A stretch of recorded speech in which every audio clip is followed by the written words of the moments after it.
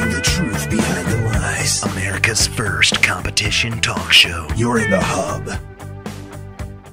Good day and welcome to the Hub Show. All this week we've got Jeff and Larry Gauls, who is a candidate for Congress in the 4th Congressional District of Georgia. And we're watching really an implosion of an agenda going on right now between the president and a lot of the things he'd like to see happen just between he and the Supreme Court. Yeah. Honestly, in enforcing the things that they have passed, even legislatively, in Congress this year, and the Supreme Court's now wrapping up its recent session, and they made a couple of real landmark decisions this year. One was overturning portions of McCain-Feingold to allow all corporations to basically have the right to spend freely on elections. Correct. And then the gun rights law that basically edified the Second Amendment last week and said states have the authority to regulate gun use in their state.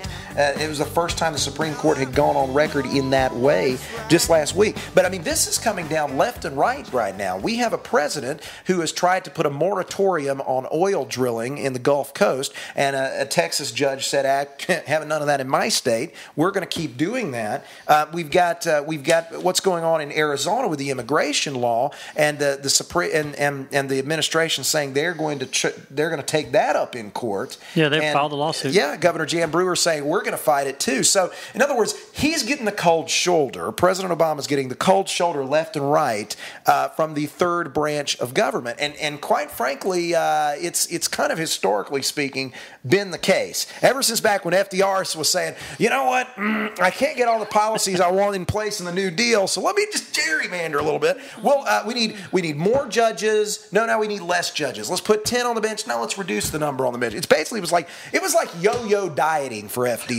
And if you've ever taken a look at FDR, the man didn't diet well. And so, I hate to say it, but Obama's in the same boat. And I think, honestly, a lot of reasons for this. But Larry, what's your opinion on how this all really set this up to be this much of a back and forth clash of the Titans? For me, it came down to his last State of the Union, and where he just basically slammed the Supreme Court on their ruling.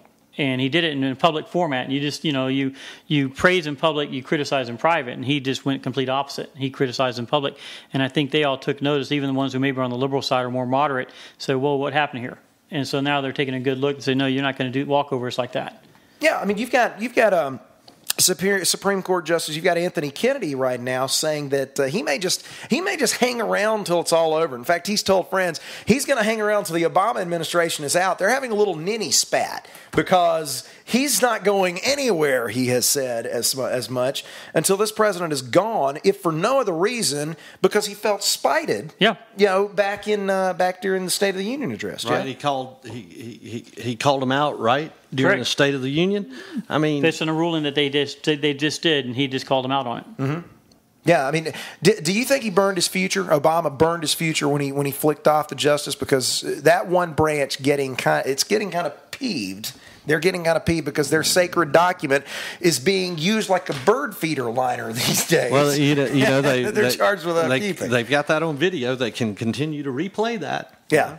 Yeah, well, I think they throw open the court to C-SPAN cameras before it's all over.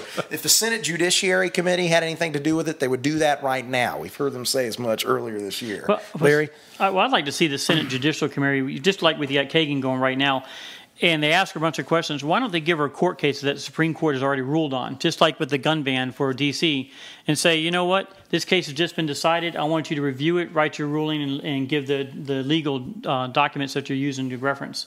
And you got 24 hours. And now I can see what you're thinking. You can't go, well, that may be a case that's coming before me. No, it just went, now tell me where you decide. But they have clerks to do the actual work. They just wear the robes. Yeah, right? But I want to see her decision. And this way she doesn't have that out of saying, well, it could be a case that comes before me. This case has been decided. Now I want you to rule on it where you would do, and I want to see your legal arguments on it so I know what you're thinking. Well, and they're saying, she's never been a justice. She's never been a justice. But, Berger was not a justice. Kind of like the staffers that read the bills. Yeah. But, exactly. Staffers that read the bills, the special interest groups that write the bills, whatever. It's just it's a fun house up there. but I do. I mean, they have brought this up. You know, she's never been a judge, so how could she possibly get this position? Now, obviously, Warren Burger, Earl Warren, the Warren court, he was not a judge prior to taking his seat. I don't believe. And there have been others. There have been others in the past. You don't need experience to get a position. That's apparent. It's not what you know, it's who you know. We all know that.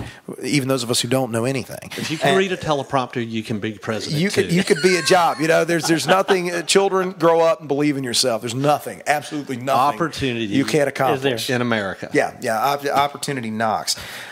All right. Well, I mean, it's kind of interesting. I think, honestly, at the end of the day, Ruth Bader Ginsburg might just finally sit down and play some chess with Scalia over this. They might just forge a relationship with the kind and get along over the kind of stuff that's being leveled at the courts right now. I mean, this might just pull them all together more. I think Ruth Bader Ginsburg will be the last one that comes on that side. I think there'll be 3 others in front of her that will work with Roberts. A guy can dream, can he? Yeah. I mean, can't we all just get along? Yeah, coming out. She's number 1.